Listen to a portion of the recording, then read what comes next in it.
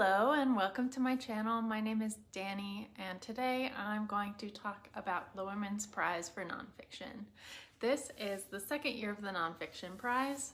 The Fiction Prize is older, established back in 1996, but last year they created the Nonfiction Prize as a sister prize to it. And the Women's Prize for Nonfiction awards nonfiction written by women in the English language and published in the UK between April 1st of the previous year and March 31st of the prize year. The longlist was announced this past week on February 12th. The shortlist will be announced on March 26th, and the winner will be announced on June 12th alongside the winner of the Fiction Prize. I did peek at the long list earlier this week, but it's been a busy work week for me, so this is the first day I've been able to sit down and record. Nonfiction does not make up a large portion of my reading. It's probably 1 out of every 10 books I read, but that's also why I am loving this prize so much for discovery. I just love the diversity of nonfiction they've honored on the long list, both last year and this year. You get biography, memoir, politics, history, climate, true crime, and the long list is 16 books long, so you'll probably find something that intrigues you. I ended up reading 3 books longlisted by this prize last year, and they were all bangers. That includes Doppelganger by Naomi Klein, which ended up winning the prize last year, and indeed was probably my favorite nonfiction of last year, the most impactful book I read. It was one of those books that really distills the political climate in a way that's really powerful, exploring how we got to our current moment of extreme polarization and right-wing conspiracy theories. Especially around the height of the COVID pandemic. And all of this was crafted through a lens of Naomi Klein comparing her political trajectory to that of Naomi Wolf. Really interesting.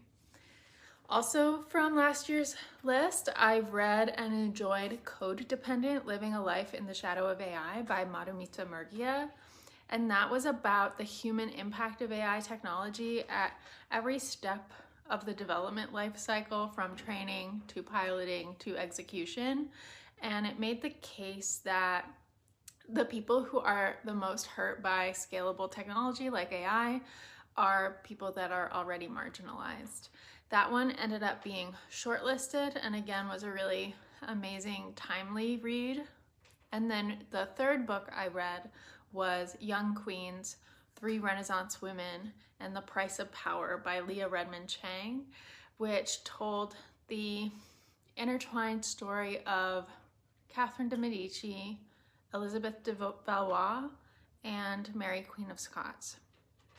That one definitely leaned more on the academic side of things. I definitely learned a lot about 16th century Europe, but the author really gave life to these women and their struggles and the embodied experience of being a queen and being valued for producing heirs and alliances in a way that I found super engaging. Because I loved all of those books, I have really high hopes for this year's long list. So let's get to it.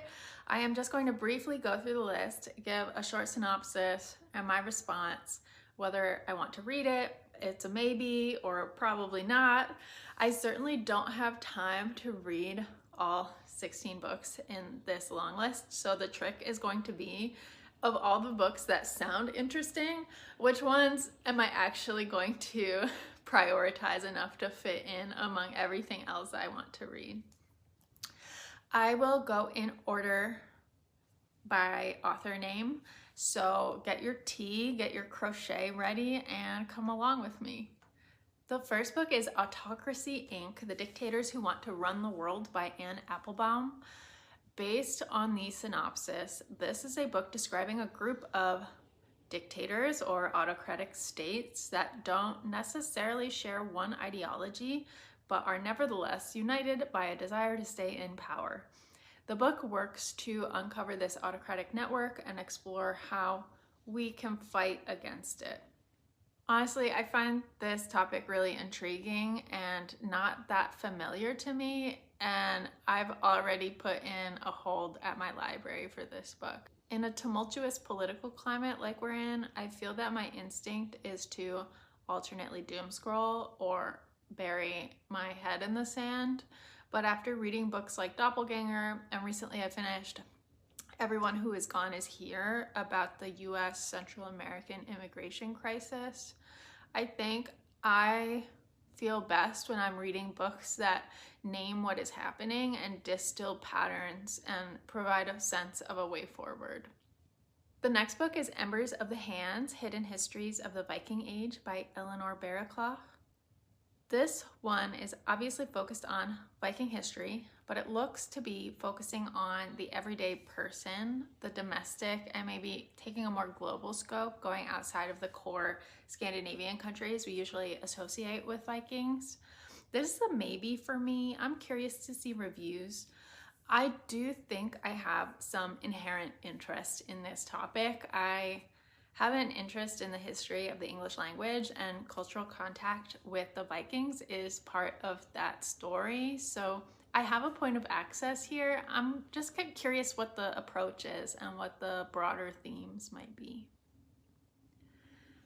The next book is The Eagle and the Heart, The Tragedy of Richard II and Henry IV by Helen Castor. This one reminds me of the Young Queen's book that I did read last year and enjoyed, in that it's a historical nonfiction based on intertwined royal lives.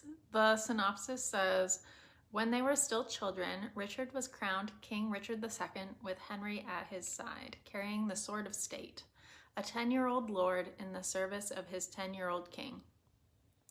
The author also states that this is a book about what happens when kingship becomes tyranny.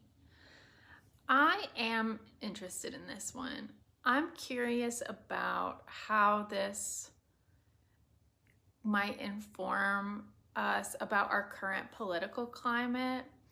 I also have an interest here related to Shakespeare. It's been a long time since I read or watched in any capacity Shakespeare's histories, but I recall Henry IV, Part 1 and Part 2 being my favorite histories, if not my favorite Shakespeare plays, and I would love to check myself on the true history here. Next is A Thousand Threads by Nena Cherry. This is a memoir, and frankly, I don't know Nena Cherry at all. I don't know her work. She is apparently a singer based in London. I think this is a tough sell for me in terms of picking it up. Unless there's something really compelling about the form or the themes, I'm okay giving this one a pass for now, but I'll see how other people respond to it if they're reading the entire long list. Next is The Story of a Heart by Rachel Clark. This book describes a heart transplant. There was a sick 9-year-old boy who received a heart transplant from another child who was in a catastrophic car accident. And this book describes that journey, this extraordinary procedure, but one that came at a terrible cost to another family. It sounds really moving and heartbreaking, but it's not something I feel particularly drawn to read in this moment. This is probably a no for me, at least in the near future, but I've heard it's quite good and moving. Next is Raising Hair by Chloe Dalton. This looks to be part memoir, part nature writing, and I have seen high praise for this one as well already. The author left the city for the countryside during the COVID era and found a newborn hare that she rears, and although with the understanding that this is a wild animal and not her pet. I do love a book that makes me think about a relationship with the environment and with animals, so yeah, I'm curious about this one, especially given the hype I've seen around it. Next is Outland by Jenny Fagan, and this is a memoir about the UK care system. The synopsis says, Jenny Fagan was property of the state before birth. She drew her first breath in care, and by the age of 7, she had lived in 14 different homes and had her name changed multiple times. That sounds heartbreaking and interesting. Something I don't know a ton about, especially in the UK. This is a maybe for me. I don't know that I would prioritize it right now, but I could be swayed based on the reviews I see. Next is Why Fish Don't Exist, A Story of Loss, Love, and the Hidden Order of Life by Lulu Miller. This one was actually released in the US several years ago, but it qualifies because it was only recently published in the UK. The synopsis on this one is a little bit chaotic in my reading of it. It seems to be part memoir and part biography of ichthyologist, taxonomist, and, at least for me, infamous eugenicist David Starr Jordan. It gives the sense of being more philosophical about perseverance and creating order out of apparent chaos. This one isn't really speaking to me right now, but curious how other people respond to it. Next is Agent Zoe, the untold story of fearless World War II resistance fighter Elżbieta Zawadzka. I'm not sure how to pronounce that, by Claire Mully. This is the story of World War II resistance fighter known as Zoe, who was the only female member of the Polish elite special forces and took a leading role in the Warsaw Uprising. That sounds like an incredible story that I am very unfamiliar with, and so I think it's really neat that she's getting recognition here. That is a maybe for me. Next is By the Fire We Carry, The Generations-Long Fight for Justice on Native Land by Rebecca Nagel. This book, I remember, was nominated for the Goodreads Choice Awards, and I marked it as want to read then. It's a recounting of the generations-long fight for tribal land and sovereignty in eastern Oklahoma. I have a lot of Native American fiction on my TBR this year, so I think it would be really wonderful to supplement that with some nonfiction, and I've heard great things about this book as well. The next book is Wild Thing, A Life of Paul Gauguin by Sue Prideaux. This is a biography of the post-impressionist painter. The synopsis reads, "It is less well known that Gauguin was a stockbroker in Paris and that after the 1882 financial crash, he struggled to sustain his artistry and worked as a tarpaulin salesman in Copenhagen, a canal digger in Panama City, and a journalist exposing the injustices of French colonial rule in Tahiti." That does sound like a fascinating life. If I'm being honest, I don't think I'm likely to get to this one. I don't think there's enough, I have enough familiarity with Gauguin or interest. What the Wild Sea Can Be, The Future of the World's Ocean by Helen Scales. First of all, this cover is gorgeous. And this is a climate book about the threat to our oceans. The ecological health of our oceans is something that's obviously incredibly important and sensitive to human action. From what I can see, the book seems to strike a balance of outlining the threats to our ocean systems, but also hopeful steps that we can take and are taking to repair these problems. This is definitely a book I'd be interested to read, but it doesn't feel like it's as new of a topic to me as some of the others on this list. So I think I'd be dependent on reviews to see why I should prioritize this book. Next is The Peep Show, The Murders at 10 Rillington Place by Kate Summerscale. This is a true crime story about a London serial killer from the 1950s, Reg Christie. I am not familiar with his story, and true crime isn't really my wheelhouse, so I'm not sure I would pick this one up unless I hear it does something really novel or compelling. Next is Sister-in-Law, Fighting for Justice in a System Designed by Men by Harriet Wistrich. So Harriet Wistrich is an English solicitor. The synopsis says, exploring landmark cases, Sister-in-Law covers the shocking true stories, demonstrating that, terrifyingly often, the law is not fit for purpose for half the population and shines a feminist light on the landscape of arcane laws and systems skewed towards men. I do find that an interesting topic. I'm just thinking, gosh, there's so many books on this list I find interesting. I don't know if I'd prioritize it right now, but I'm really curious to see reviews of it. Next is Tracker by Alexis Wright. This is described as a collective memoir of Aboriginal Australian activist Tracker Tillmouth. It seems to weave together stories from dozens of people who knew him, drawing on traditions of oral history.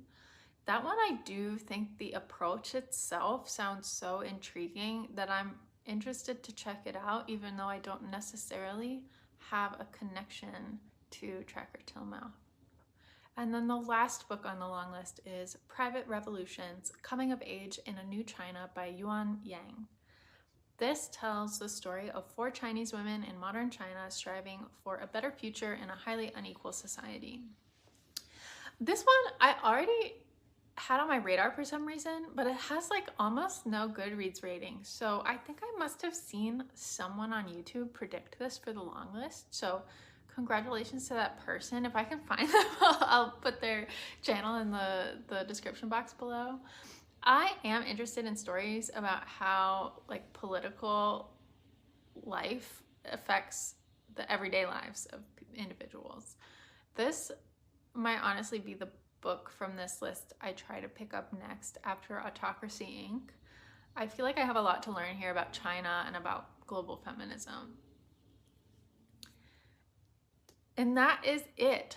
If you're still here, thank you for looking through the long list with me. This was so interesting for me because I feel like I'm still discovering my tastes, especially in nonfiction because I read less of it. But definitely when I'm reading these synopses, it seems like the political and the historical ones are the ones that I feel drawn to. And it did seem like a really history-oriented long list, didn't it? There's a ton of books I would be totally willing to pick up here, but if I'm being honest with myself, I think obviously Autocracy Inc., Private Revolutions, and maybe Raising Hair are the ones I feel the most likely to pick up in the near future. Please talk to me in the comments below. What are you interested in picking up first? What kind of nonfiction do you prefer? Bye, and see you next time.